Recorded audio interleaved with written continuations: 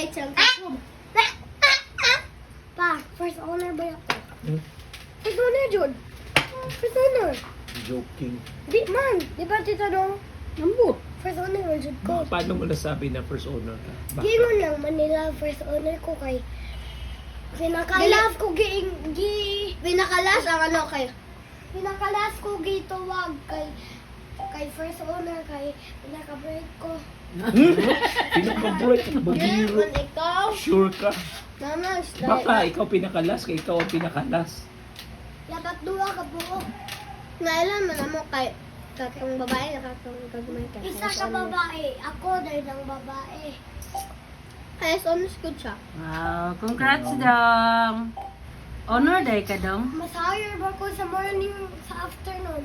Mas higher pa ko sa morning. Okay lang na. Importante. Ano na yun. Happy ka dapat na-honor din yung mga kasi mo. Ay, Marjorie. Buy it. Second owner, ako third owner. Ito third! Ay, first owner.